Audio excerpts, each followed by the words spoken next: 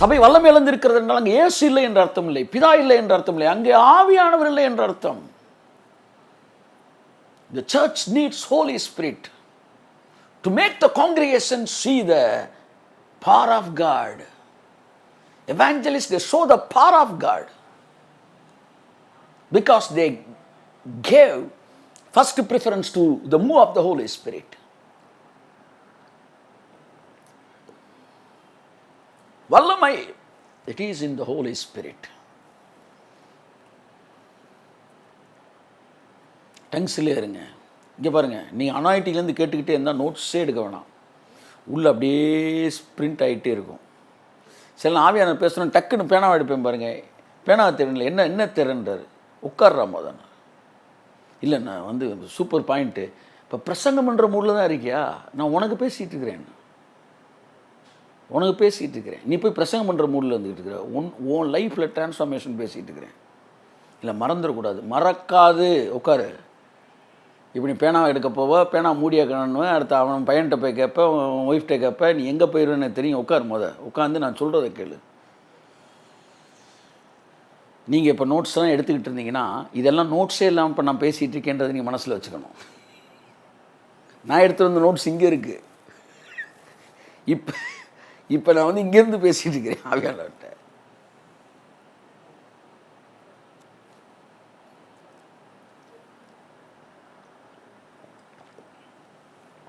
Holi Spirit acid, மாம்சத்தெல்லாம் அரிச்சிடுவார்.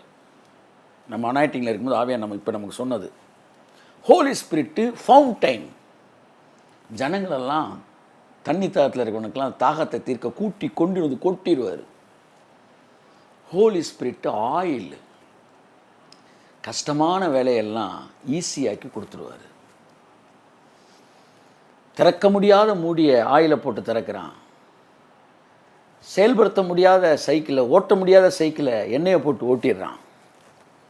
எண்ணெய் எதுக்கு? ஸ்மூத் பண்ணி விடுறதுக்கு. ஹோலி ஸ்பிரிட் எதுக்கு? நீ கஷ்டமாக நினைக்கிறதெல்லாம் அப்படியே ஸ்மூத்தாக்கி விடுறதுக்கு. ஷந்துன மன ஹம்துனே மேன ஹபுலா பதிரபலா பதுரபா, அப்படியே டங்ஸில் வாங்க அப்படியே ஸ்டெப்பின் ஆகி வந்துடணும். ஷாக்கா ராப்பா ராக்கா தீரே மேனே ஹந்து நாமா ரா ஹதுரா பலபா ஷபரா பலா பதிரமா நமதி அங்கர பலபரா பலபரபா. சமையல் குறிப்பு சொல்லிக்கிட்டே சமைச்சு கடைசியில் சமையல் குறிப்பை முடிக்கும் போது பிரியாணியை ரெடி பண்ணிடுவாங்க பாருங்கள். அப்படித்தான் இன்றைக்கி மெசேஜ் இருக்க போகுது இயேசு நாமத்தினால. உள்ள அப்படியே கேட்டுக்கிட்டே, குறிப்பை கேட்டுக்கிட்டே செயல்படுத்திக்கிட்டே இருக்க போகிறோம். முடியும் போது, oh let the manifestation of the Holy Spirit be manifested in your ministry. Amen amen amen amen amen amen amen amen. பாருங்கள், அனாயிட்டிங் செஷன்லேயே ஒரு மெசேஜ் போயிடுச்சு, சூப்பர் மெசேஜ்.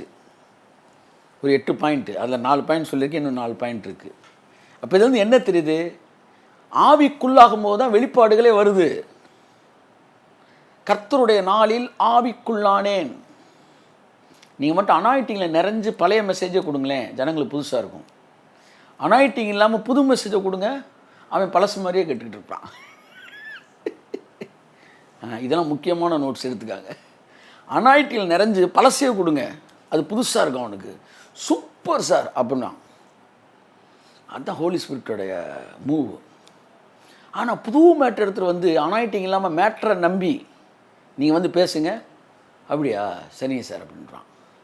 என்னடா அப்படியான்ற, எவ்வளோ பெரிய மேட்ரை சொல்லியிருக்கிறேன் அப்படின்னா. அனாயிட்டிங் எல்லாம் சொல்லுங்கள். புல்பிட்டெல்லாம் பிரசங்கம் பண்ணிடுங்க, நோட்ஸ் எல்லாம் பிரசங்கம் பண்ணுங்க, மைக்கே எல்லாம் பிரசங்கம் பண்ணுங்க, தப்பே இல்லை. ஆனால் அனாயிட்டிங் மட்டும் இல்லாமல் பிரசங்கம் பண்ணாதீங்க, அதனால் ஒரு பிரயோஜனமும் கிடையாது. ஷகுரா பலா பதிரே மேன ஹந்துனா மனா ஷஹரா பலா பதிரே மேனே ஹதுரா பலா பதிரமா நமா தியாங்கரா பலா பதுரா பலா. எது வேணாலும் செய்யுங்க சார். நீங்கள் புளிக்குழம்பு வைங்க, நீங்கள் வந்து கறி குழம்பு வைங்க, சாம்பார் வைங்க, கத்திரிக்காய் குழம்பு வைங்க, எந்த குழம்புனாலும் தண்ணி ஊற்றணும் சார். தண்ணி இல்லாமல் குழம்பு வராது சார். அப்படித்தான் சார். நீங்கள் எந்த செய்தி கொடுத்தாலும் உள்ள ஹோலி ஸ்பிரிட் சார். கையை தட்டுங்க சார், கையை தட்டுங்க சார். ஷஹரா பலா பதீரன் அனாயிட்டிங். பேசுங்க, வாயை திறந்து கொஞ்சம் பேசுங்க, டென்ஸில் பேசுங்க. வெண்கல கதவுகள் உடைக்கப்படட்டும், இருப்பு தாழ்பாள்கள் முறிக்கப்படட்டும், உங்கள் பொருளாதார பற்றாக்குறையின் குறைவுகள் நிறைவாகட்டும் என்று நான் சொல்கிறேன். நான் எடுத்துகிட்டு வந்த மேட்ரே சாதாரண ஒரு 3 ஹவர்ஸ்க்கு இருக்குது. ஆவியானவர் இந்த விஷயத்தை பேசிகிட்டு இருக்கார். கர்த்தருடைய நாளில் ஆவிக்குள்ளானேன், ஃபர்ஸ்ட் நம்ம பார்த்தது. அப்பொழுது யோவானுக்கு வெளிப்படுத்தின விசேஷமாவது. ஸோ யோவானுக்கு தேவன் விசேஷங்களை வெளிப்படுத்தியது போல நமக்கும் கூட விசேஷங்களை வெளிப்படுத்துவதற்கு அவர் காத்திருக்கிறார். எப்பொழுது நாம் ஆவிக்குள்ளாகும் போது, அல்லது தேவன் நம்மை ஆவிக்குள்ளாக்கித்தான் பேசுகிறார், இப்படி கூட சொல்லலாம். கர்த்தர் நம்மை ஆவிக்குள்ளாக்கி தான் ஒரு ரகசியத்தை பேசுகிறார். சாஃப்ட்வேர் இன்ஸ்டால் பண்ணாமல் எப்படி வந்து சார் உள்ள டைப் அடிக்க முடியும்? நீங்கள் ஜூமில் வந்திருக்கிறீங்க, ஆனால் சாஃப்ட்வேர் இன்ஸ்டால் ஆன பிறகு தானே ஜூமில் வரீங்க. நீங்கள் சாஃப்ட்வேரே இல்லாட்டி அப்படி தான் ஆவியானவர் நம்மளை ஆவிக்குள்ளாக்கி அவன் கண்ணை திறந்தவொடனே எப்படி ஜூம்ன்ற ஒரு ஆப்பை வந்து நீங்கள் இன்ஸ்டால் பண்ண உடனே எப்படி இப்போ பாருங்கள், ஒரு 200 பேர் கண்ணுக்கு தெரிகிற மாதிரி இவனுக்குள்ளே வந்து ஆவியானவர்ன்ற ஒரு ஆப்பை இன்ஸ்டால் பண்ணிட்டு கண்ணை திறந்து பார்த்தா பரலோகம் தெரியுது, இயேசு தெரிகிறாரு, 24 மூப்பர்கள் 4 ஜீவன்கள், பரலோகம் அம்புட்டும் தெரியுது. எப்படி? ஆப்பு இன்ஸ்டாலேஷன். கையை தட்டு இருக்கு. ஆமேன். அனாயிட்டிங் இன்ஸ்டால் பண்ணும்போது ஷெக்கே ராப்பா ராக்கா தீரி மேனே ஹந்து நாமா ஷா, இங்கே இருக்கிற அநேக இளம் ஊழியர்கள் எடுத்து இதுவரை இல்லாத அளவு தேவன் பயன்படுத்த போகிறார். இந்த வார்த்தை அங்கீகரிக்கிற ஒவ்வொரு முதிர்ந்த ஊழியர்களையும் எடுத்து இதுவரை இல்லாத அளவு தேவன் புதிய காட்சிகளையும் சப்தங்களையும் கேட்க செய்ய போகிறார். ஆவிக்குள்ளானவனுக்கு முத்திரை உடைக்கப்படுகிறது. ஆவிக்குள்ளானவன் கண்களுக்கு முன்பாய் முத்திரை உடைக்கப்படுவது தெரிகிறது. எக்கால சத்தம் கேட்கிறது. பரலோக தரிசனங்கள் தெரிகிறது. இரத்தத்தின் வல்லமை தெரிகிறது. பிசாசின் முடிவு தெரிகிறது. இயேசுவின் வெற்றி தெரிகிறது. எல்லாமே தெரியுது, வெளிப்படுத்தல. அது இன்னைக்கு பிரசங்கம் பண்றவனுக்கு பண்றதுக்கே யூனிவர்சிட்டி லெவலில் திணறிட்டு இருக்கிறாங்க. இது எல்லாம் ஒருத்தர் மேலே அபிஷேகம் இறங்கி எழுதுனது. நீங்கள் அபிஷேகத்தில் நிரம்பி பேசும்போது உங்கள் பிரசங்கங்களை பிரசங்கம் பண்ணுவதற்கு ஆயிரக்கணக்கான பேர் இருப்பார்கள். கையை தட்டுங்க ஒருத்தவருக்கு, நல்லா தட்டிருங்க ஒருத்தர். ஆமேன். உங்கள் பிரசங்கங்கள் பிரசங்கிக்கப்படும், உங்கள் பிரசங்கங்கள் வியாக்கியானம் பண்ணப்படும். அனாயிட்டிங் சொல்லுங்க வாயை திறந்து. அபிஷேகம். கர்த்தருடைய நாளில் ஆவிக்குள்ளானேன். ஆவிக்குள்ளானவர்களுக்குத்தான் வெளிப்பாடு வருகிறது. நம்பர் 2, கர்த்தருடைய ஆவியானவர் என்மேல் இருக்கிறார். இயேசு சொன்னார், தரித்திரருக்கு சுவிசேஷத்தை பிரசங்கிக்க அவர் என்னை அபிஷேகம் பண்ணினார். பிரசங்கம் பண்ணுவதற்கு அபிஷேகம் தேவை. அபிஷேகத்தோடு பிரசங்கம் பண்ணும்போது தான் கீழே இருந்த விஷயம்லாம் நடக்குது. அபிஷேகம் இல்லாமல் பிரசங்கம் பண்ணும்போது பிரசங்கம் மட்டும் நடக்குது. எல்லாம் சொல்லுங்க. அபிஷேகம் இல்லாமல் பிரசங்கம் பண்ணும்போது பிரசங்கம் நடக்குது. ஆனால் அபிஷேகத்தோடு பிரசங்கம் பண்ணால் என்னென்னலாம் நடக்குது? 1, துயரப்பட்டவர்கள் சீர்படுத்தப்படுகிறார்கள். 2, அவர்களுக்கு சாம்பலுக்கு பதிலாய் சிங்காரமும், துயரத்துக்கு பதிலாய் ஆனந்த தைலமும், ஒடுங்கின ஆவிக்கு பதிலாய் துதியின் உடையும் கொடுக்கவும் கர்த்தர் என்னை அனுப்பினார். அப்போ இது எல்லாம் இந்த பிரசங்கத்தின் விளைவாய் நடக்குது. நீங்கள் அபிஷேகத்தோடு பிரசங்கம் பண்ணால் அங்கே துயரப்பட்டவன் என்ன செய்வானா? சொல்லுங்க. ஆறுதல் படுத்தப்படுவான். சீயோனில் துயரப்பட்டவன் சீர்படுத்தப்படுவான். அவனுடைய சாம்பலுக்கு பதிலாக நீங்கள் பிரசங்கம் பண்ணிக்கிட்டு இருக்கும்போதே சிங்காரம் அவனுக்கு வந்துடும். துயரத்துக்கு பதிலாக ஆனந்த தைலம். உங்கள் செய்தியை கேட்டதுக்கப்புறம் சில செய்தியை கேட்டால் ஒரு மணி நேரத்துக்கு நல்லா இருந்துச்சுன்னா இல்லை, ஆனால் சில மக்கள் சொல்லுவாங்க, சார் உங்கள் செய்தியை கேட்டதுக்கப்புறம் எங்கள் லைஃபே மாறிடுச்சு சார்னா இல்லை. அது அவன் லைஃப் ஸ்டைலே மாற்றி விட்டு போயிடுவீங்க. அதுதான் ஆவியானவர் உங்களுக்குள்ள இருந்து பேசுகிற விஷயம். அதுக்கப்புறம் பேசுகிறது நடக்கிறது ஃபுல்லாக நடக்கும். அப்போ ஆவியானவரெல்லாம் பிரசங்கம் பண்ணால் பிரசங்கம் நடக்கும். ஆவியானவரோட பிரசங்கம் பண்ணால் இது எல்லாமே நடக்கும். ஆகவே ஆவியானோட பிரசனம் முக்கியம். கர்த்தருடைய ஆவியான் என்மேல் இருக்கிறார். அடுத்து 3வது பார்த்தோம், அபிஷேகம் பண்ணின கோரேஸ். இப்போ நான் செய்திக்குள்ளே வரல, இதெல்லாம் கொடுத்துட்டு சாஃப்ட்வேர் இன்ஸ்டாலேஷன் நடந்துக்கிட்டு இருக்குது இப்போ ஃபுல்லாக. இதுக்கப்புறம் தான் நம்ம செய்திக்கு போக போகிறோம். சில நேரம் சில சாஃப்ட்வேர்லாம் 3 மணி நேரம் இன்ஸ்டால் ஆகும். அபிஷேகம் பண்ணின கோரேஸுக்கு முன்பாக கதவு திறக்கும். அப்போ அனாயிட்டிங்கில் நீங்கள் போய் நின்னீங்கன்னா திருவசனம் செல்வதற்கான கதவு திறக்கப்படும், மக்களுடைய இருதயங்கள் திறக்கும். ஏன்னா அனாயிட்டிங்க்கு கதவு திறக்கிறதுக்கான பவர் இருக்குன்னு இந்த வசனம் சொல்லுது. நான் அபிஷேகம் பண்ண கோரேசுமா வெண்கல கதவே உடையுமா. பவுல் பிரசங்கிக்கும் போது லீதியாளின் இருதய கதவு திறந்தது. நம்மளும் போய் நின்ன உடனே அவன் சுப்ரீம் கோர்ட்டு ஜட்ஜாக இருந்தால் கூட அவன் கதவு திறந்த இருதயம்.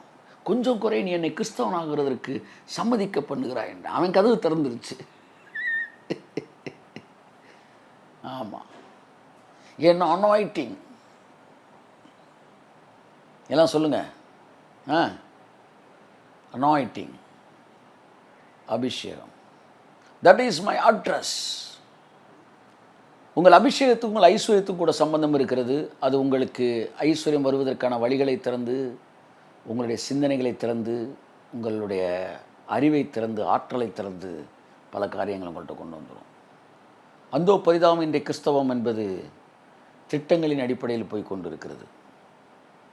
திட்டங்கள் இல்லை, திறன் படைத்த ஆவியானவராலே ஊழியங்கள் நடத்தப்படும் போது அது வெற்றியுள்ள ஊழியமாக இருக்கிறது.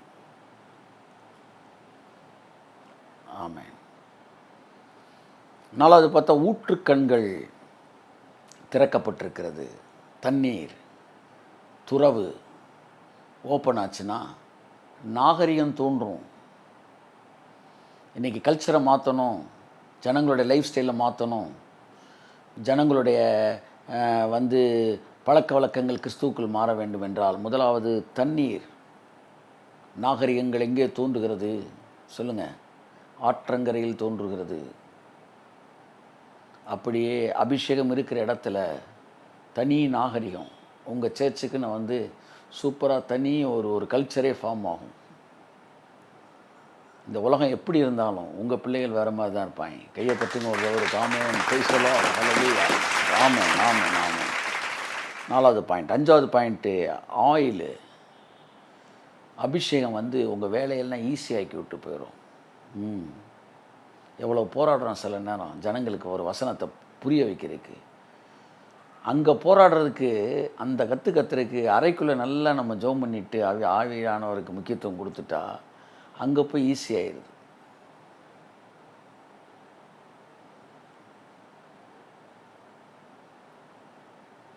பல நேரம் நம்ம இங்கே ஆவியில் நிரம்பாதனால தான் ஸ்டேஜில் ஆவியில் நிரம்பிகிட்ருக்கோம். வீட்டில் ஆவியில் நிரம்பி ஸ்டேஜுக்கு வர்றவன் ஸ்டேஜில் அமைதியாக இருக்குன்னா ஜனங்கள் ஆவியில் நிரம்புறாங்க. வீட்டில் ஆவியில் நிறையாத ஆட்கள் சர்ச்சுக்கு வந்தால் ஸ்டேஜில் அவர் மட்டும் ஆவியில் இருந்துக்கிட்டு இருக்கார், மக்கள் அமைதியாக உட்காந்துருக்குறாங்க. அந்தோ பரிதாபம். பாஸ்ட் இப்போ வீட்டில் பண்ணுற ஜபத்தை இங்கே பண்ணிகிட்டு இருக்கிறார். பரவாயில்ல, இவங்க கூட பி கிளாஸில் பாஸு, இன்னொரு சி கிளாஸ் இருக்குது, அது ஸ்டேஜ்லேயே நிரம்புறது இல்லை. அப்படியே இனி ஆவியானவருக்கு முக்கியத்துவம் கொடுக்காத ஊழியங்கள் எல்லாம் கொஞ்சம் கொஞ்சமாக பின்மாற்றத்தில் போயிடும். கொஞ்சம் கொஞ்சமாக என்ற வார்த்தையில் ஆழமான அர்த்தம் இருக்குது. ஏன்னா ஒரே நாளில் அந்த ஊழியத்துக்கு தோல்வியை கொடுத்துட்டா, நல்லா கவனிங்க, அடுத்த நாள் அவன் எந்திரிச்சிருவான்னு பிசாசுக்கு தெரியும். அப்போ அவனுக்கு ஒரே ஒரு நாள் தானே கெயின். அதனால் உடனடியாக தோல்வியை கொடுக்காம ஒரு 6 வருஷம் கழித்து தோல்வியை கொடுப்பான். கொஞ்சம் கொஞ்சமாக வெற்றியை கொடுத்துக்கிட்டே இருந்து தான் காலி பண்ணுவான். அப்போ தான் கடைசியாக தோற்று போன பிறகு 6 வருஷம் போச்சடா அப்படின்னு நினைப்போம்ல, அதுக்கு தான் அவன் உடனே தோல்வியை கொடுக்காம மெதுவாக கொடுப்பான். அவன் ரொம்ப மோசமானவன் சார். அவனுடைய தந்திரங்கள்லே ஒன்று, தோல்வியை கூட உடனே தரமாட்டான். தோல்வியை கூட உடனே தரமாட்டான். எவ்வளவு தெளிவாக இருக்கான் பார்த்தீங்களா? ஆனால் ஆவியானவரோ நம்ம அந்த எல்லா விஷயத்துலையும் விடுவித்து கொள்வாராக. ஸோ ஆயில் எல்லாத்தையும் ஈஸியாக்கி விடுது, செய்தியை ஈஸியாக்குது, ஜனங்களை ஈஸியாக்குது, இருதயத்தை ஓப்பன் பண்ணுது, எல்லாம் பண்ணுது. அனாயிட்டிங் அதாவது ரிலேஷன்ஷிப் வித் ஹோலி ஸ்பிரிட். அனாயிட்டின்னு ஒன்று எத்தனை கபகன்னு போனோன்னு நிரம்புற சொல்ல, ரிலேஷன்ஷிப் வித் ஹோலி ஸ்பிரிட். ஆவியானவர் இருக்கிற உறவு அதுதான் அனாயிட்டிங்காக மாறுது. ப்ரெசன்ஸ் தான் அனாயிட்டிங் ஆகுது. The previous part of anointing is presence. ப்ரெசன்ஸில் என்ட்ராகி தான் அனாயிட்டிங்குள்ளே போகிறீங்க. ஸோ ப்ரெசன்ஸில் நீங்கள் என்ன சொல்கிறது, இன்ஃப்ளூயன்ஸ் ஆகி தான் நீங்கள் அனாயிட்டிங்குள்ளே சுவிட்ச் ஓவர் ஆக முடியும். அப்போ எப்போவுமே ப்ரெசன்ஸ்லேயே இருக்கணும். ஆவியானவர் இருக்கிற உறவு அது எப்படி சார் எப்போவுமே மூச்சு விட்டுக்கிட்டு இருக்கீங்க சொல்லுங்கள். எப்போவுமே என்னால் மூச்சு விட முடியும்னா சொல்லுங்கள். எப்போவுமே என் இருதயம் துடிச்சிக்கிட்டே இருக்கும்னா, எப்போவுமே என் கண் வழக்கம் போல் எமைச்சிக்கிட்டே இருக்கும்னா, இது எல்லாம் தானாக நடக்கும்னா நான் ப்ரெசன்ஸில் இருக்கிறதும் தானாக நடந்துக்கிட்டே தான் இருக்கும். உன்னதத்தில் இருந்து வருகிற பலன்,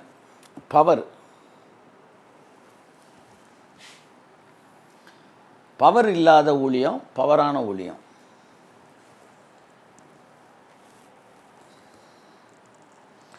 அனாயிட்டிங்கிலிருந்து பண்ணுற ஊழியங்கள் எல்லாம் இனிமேல் பவர்ஃபுல் ஊழியம் அப்படின்னு பேர் வைக்கிறேன்.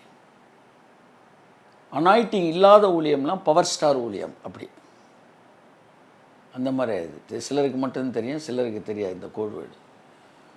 ஸோ என் ஊழியம் பவர் ஸ்டார் இல்லை, என் ஊழியம் பவர்ஃபுல்லான ஊழியம். என்ன சொல்றிய கமல்? ஆமேன். ஸோ உன்னதத்திலிருந்து வருகிற பலன் இங்கே முக்கியமானதாக இருக்கிறது. இந்த ரிலேஷன்ஷிப் வித் ஹோலி ஸ்பிரிட். அடுத்து மாம்சமான யாவர் மீதும் என்ன, அதை பற்றி நான் இனிமேல் பேசுகிறேன். அடுத்து ஒரு ஜோமன் ஒரு வார்த்தை சொன்னார், ஆவியிலே அனலாயிருங்கள், கர்த்தருக்கு ஊழியம் செய்யுங்கள். எப்படி வராரு பாருங்க.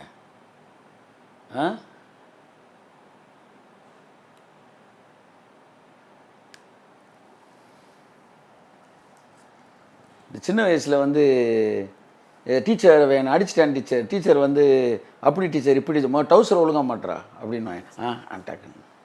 இந்த காலத்துலாம் ஃபுல் சூட்டில் போயிட்டுருக்காங்க ஒருத்தவங்க. நாங்களாம் அந்த காலத்தில் டவுசரை போட்டுட்டு அதில் பட்டன் போச்சுன்னா எடுத்து ஒரு முடிச்சை போட்டுட்டு பட்டன் கலண்டு கிடக்கும் இப்படி இருப்போம். நாங்கள் இப்போ டீச்சர் அடிக்கிறேன் டீச்சர், அவன் வீட்டு போன சரி டீச்சர், இன்னொருத்தனை குறை பேசும்போது நீ டவுசரை ஒழுங்காக போடுறா. இப்போ கர்த்தர் நம்மளப்பா சொல்ல டவுசரை ஒழுங்காக மாட்டுறான்ற மாதிரி. ஐயா ஊழியம் ஆவியில் நல்லாடுறா. அப்புறம் கர்த்தருக்கு ஊழியம் பண்ணு, ட்ரௌசர் ஒழுங்காக போடு. இந்த வசனத்தை வாசிக்கப்பெல்லாம் மறந்துடக்கூடாது. ட்ரௌசரை ஒழுங்காக போடு, அப்புறம் கம்ப்ளைண்ட் பண்ணு. கர்த்தருக்கு ஊழியம் செய்யலாம், அது செய்யலாம். ஆவியில் அனலாயிரு. என் ஃப்ரெண்டு ஒருத்தர், நாங்கள் இளமை காலத்தில் ஊழியத்துக்கு வந்தனால நிறைய எக்ஸ்பீரியன்ஸ் என் லைஃப்பில். அப்போ என் ஏஜ் குரூப்பில் நிறையா பேர் ஃப்ரெண்ட்ஸ்லாம் ஊழியம் பண்ணியிருந்தோம். அப்படி தான் ஒருத்தன் என் ஃப்ரெண்டு ஒருத்தன் ஒரு சீனியர்ஸ்க்கெலாம் மினிஸ்ட்ரி கொஞ்சம் பேர் ஒரு 50 பேருக்கு ஒரு மெசேஜ் கொடுத்துட்டு அவன் சாப்பிட்டுட்டான். அன்றைக்கி அவன் தான் ப்ரீச்சிங்கு, நாங்களாம் அசிஸ்டண்ட்டாக இருக்கோம். சில இடத்துல நாங்கள் ப்ரீச் பண்ணோம், அவன் அசிஸ்டண்ட்டாக இருக்கோம். சாப்பிட்டு கையை கழுவிட்டு பக்கத்தில் இருக்க சொல்லுது, அந்த 3வது பாயிண்ட்டு சூப்பராக பேசுனீங்க, 2வது பாயிண்ட்டு சூப்பராக சொல்லிகிட்டு இருக்கும்போது டக்குன்னு ஆமாம், ஆனால் அந்த 4வது பாயிண்ட்டு பாருங்கள் அப்படின்ட்டு அந்த அந்த அந்த அந்த சிம்சோன் அந்த இடத்துலேருந்து கிராஸ் பண்ணும்போது அப்படின்னு அப்படியே இன்ட்ரெஸ்ட்டாக எக்ஸ்பிளைன் பண்ணுறான். உடனே அவர் டக்குன்னு கையை பார்த்துட்டு கையை ஒழுங்காக கழுவுங்க அப்படின்னாரு. இவன் கொஞ்ச நேரத்தில் பேச சாரி வெளியே சொல்லி திரும்ப மோனோ ஆக்ட் பண்ணிக்கிட்டு தான். பாருங்கள் அந்த 4வது பாயிண்ட்டு, நீ கையை கழுவுப்பா, கையை ஒழுங்காக கழுவுப்பான்னு. அந்த மாதிரி ஆவியான நம்ம பிதாட்ட போய் ஆண்டவரே இந்த ஊழியத்தில் ஆவியில் நிரப்பாங்க, வாப்பா ஆவியில் நிற, ட்ரௌசர் ஒழுங்க மாட்டு, ஆவியிலே அனலாக இருங்கள், கர்த்தருக்கு ஊழியம் செய்யுங்கள். மினிஸ்ட்ரிக்கு முன்னாடி இருக்க வேண்டிய விஷயம். ஏன்னா அவர் ஒரு மெச்சூர்டான ஆள் பக்கத்தில் நிற்கிறாரு, அவர்கிட்ட போய் நான் 4வது பாயிண்ட்டுன்றேன். 4வது பாயிண்ட் இருக்கட்டும், பாயிண்ட் இப்போ கையை ஒழுங்காக கழுவுன மாதிரி நம்ம யார்கிட்ட டீல் பண்ணிகிட்ருக்குறோம், நம்ம விட ஒரு முதிர்ந்த ஒருத்தர் டீல் பண்ணிகிட்ருக்குறோம். அவர் சொல்கிறார் கை நல்லா கழுவுப்பா அப்படின்ன மாதிரி, ஆவியில் அனலாக இருப்பா, அப்புறமேட்டு கர்த்தருக்கு ஊழியம் செய்யப்பா அப்படின்னு நம்மளை சொல்கிறார். So the relationship with Holy Spirit is the important one. First செஞ்சுரியில் நம்ம சொன்ன மாதிரி கமெண்ட்ரி கிடையாது. ஏற்கனவே நான் பல இடங்களில் பேசியிருக்கிறேன்.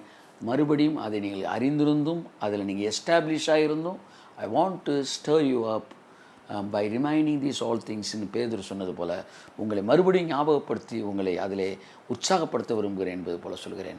முதல் நூற்றாண்டில் கமெண்ட்ரிஸ் கிடையாது. முதல் நூற்றாண்டில் இவ்வளோ என்ன கிடையாது, பிரிண்டட் மேட்ரு கிடையாது. எல்லாத்துக்கு மேலே பைபிளே கிடையாது, நியூ டெஸ்டமெண்ட்டே கிடையாது. ஆனால் அந்த காலத்தில் வளர்ந்த மாதிரி ஊழியம் எந்த காலத்தில் நடக்கலை. பைபிளே இல்லை, அவன் தான் பைபிளே எழுதுகிறான். அப்போ நல்லா கவனிங்க, பைபிளே இல்லாதப்போ ஊழியம் அவ்வளோ பரவி இருக்கு. நம்ம பைபிளை கையில் வச்சுக்கிட்டு வேதம் இப்படி சொல்லுகிறதா அப்படின்றாங்க. கடைசியில் இவங்க இதிலே முக்கியத்துவம் கொடுத்து 14ஆம் அதிகாரம் அப்படி சொல்லுகிறதே, 24ஆம் அதிகாரம் இப்படியே நீ படிச்சுக்கிட்டே இரு, ஒன்றும் உருப்பட முடியாது. ஆனால் அவன்கிட்ட பைபிளே இல்லை, இதோ உலகத்தை தலையில் ஆக்குறவங்க வந்துருக்க. என்னதான் இருந்துச்சு அவன்கிட்ட? ஆவியானவர் இருந்தார். கையை தட்டுங்க ஒருவர். ஆமென். டீச்சர் இருக்கிறாரு. புத்தகம் இல்லாட்டி என்னடா, புக்கை டீச்சர் கொடுக்குறதாடுறா. உங்கள்கிட்ட டீச்சர் இருந்தாருன்னா புக்கு தேவையில்லைங்க உங்களுக்கு. அப்புறம் பைபிள் எதுக்கு? சொல்கிறது டீச்சர் தானான்னு கன்ஃபார்ம் பண்ணுறதுக்கு தான் பைபிள். உங்களுடைய செய்திகளிலே 180 செய்தி பைபிள் படிக்கும்போது ஆவியானவர் சொல்கிறதா இருக்கிறத விட, ஆவியானவர் சொன்ன பிறகு பைபிளை போய் திறந்து பார்த்தீங்கன்னா அதுதான் ஃபஸ்ட் கிளாஸ் மெசேஜ். உங்கள் 100 செய்தியில் 80 செய்தி எப்படி தெரியுமா இருக்கணும்? ராமானா ஷந்து நாமானா தியாங்கா ராபாலாபா தூராபாலா செய்தி எடுக்கிற சொல்கிறேன். ராபாலாபா அப்படின்னா அன்றைக்கி செய்தி தீப்பிடிக்க போகுதுன்னு அர்த்தம். கைத்தட்டு. ஆமென் ஆமென் ஆமென் ஆமென். நீ படிச்சுக்கிட்டே இருக்கும்போது ஓ ராபாலா ஷந்து நாமானே, ஓகே அதுவும் தீப்பிடிக்குது. ஆனால் கொஞ்சம் ஒரு 90 மார்க்கு. ஆனால் 100 மார்க் சொல்கிறேன். ராபாலா ஷாக்கு அப்படின்னீங்கன்னா ஆவியானவங்களை கரெக்டாக கைட் பண்ணி கூப்பிட்டு போயிட்டுருக்காருன்னு அர்த்தம். ஆமென் ஆமென் ஆமென் ஆமென் ஆமென் ஆமென். ஷாத்து ராமா லா ஷாக்கா ராபா லாபா. வாயை திறந்து ஷாந்து நாமான்னு ஒரு பிரேக் விட போகிறேன். அதுக்கப்புறம் வார்த்தைகளை கடந்து செல்ல போகிறேன். அடுத்து move of the Holy Spirit பேசணும். ஸோ இது என்றைக்குமே மறந்துடக்கூடாது. எல்லா செய்தியிலையும் இதுதான் இன்ட்ரோடக்ஷன். ஒருவேளை அடுத்த செய்தியில் நான் அடுத்த விஷயம் சொல்லும்போது உள்ளே நுழையும் போதே சாஃப்ட்வேர் கின்னுன்னு இல்லாட்டி மறுபடியும் நான் இன்ஸ்டால் பண்ண வேண்டியதாக இருக்கும். அதுக்கு நான் கவலையே பட மாட்டேன். ஏன்னா அது இன்ஸ்டால் பண்ணுற நேரத்தில் இன்னும் எனக்குள்ளேயும் அபிஷேகம் பெருகும், உங்களுக்குள்ளேயும் பெருகும். எப்போவுமே இந்த பேக்கேஜை அப்படியே ஃபில் பண்ணி வச்சுருங்க. இன்றைக்கி உங்கள்கிட்ட ஒரு விஷயத்தை பேச போகிறேன். 2 விஷயம். 1, ஸ்திரீயால் கரைப்படாதவர்களும் கற்புள்ளவர்களும் என்று வேதம் யாரை சொல்லுகிறது? வெளிப்படுத்தல் விசேஷம் சொல்லப்படுகிற இவர்கள் ஸ்திரீயால் கரைப்படாதவர்களும் கற்புள்ளவர்களுமாய் இருக்கிறார்கள். அந்த கற்புள்ளவர்கள் யார் என்பதை பற்றி பேச விரும்புகிறேன். 2வது, ரிலேஷன்ஷிப் வித் ஹோலி ஸ்பிரிட் அப்படின்ற விஷயத்தில் what is the major purpose, அல்லாட்டி what is the major calling we have, இல்லாட்டி எப்படி சொல்லலாம் which is given by God. நமக்கு தேவன் கொடுத்த மேஜர் காலிங் என்ன? To preach the word or to be a witness என்பதை பற்றி நான் பேச விரும்புகிறேன். 2 பாயிண்ட் தான். ஃபஸ்ட்டு செஷனில் ஒன்றை பேசணும்னு நினச்சிட்டு, செகண்ட் செஷன் அதாவது ஸ்திரீயால் கரைப்படாதவர்கள் ஒரு செஷன்லையும் whether preaching or be a witness, எது நமக்கு தேவன் கொடுத்தது? எல்லாம் பிரசங்கம் பண்ணு அப்படின்னு சொன்னாரா? எல்லாரும் சாட்சியாக இருன்னு சொன்னாரா? எது முக்கியமானது? அப்போ சாட்சியாக இருப்பது என்றால் என்ன என்பதை குறித்து பேசணும்னு நினச்சேன். 2 செஷன் எடுக்க நினச்சேன். பட் 2மே பேசிடுவோம். இதை 2யுமே ஒரே வசனத்துக்குள்ளே கொண்டு வரணும்னா, அவன் சாட்சி கொடுக்க சாட்சியாக வந்தான். அந்த வசனத்தை எடுத்துக்கலாம். ஸோ ஒரு பார்ட்டு சாட்சி கொடுக்கணும். எதை பற்றி சாட்சி கொடுக்கணும்? எதை பற்றி நான் சாட்சி கொடுத்தால் நான் ஸ்திரீயால் கரைபடாதவன்? அடுத்து சாட்சி கொடுப்பது ஒன்று, இன்னொன்று சாட்சியால் இருப்பது.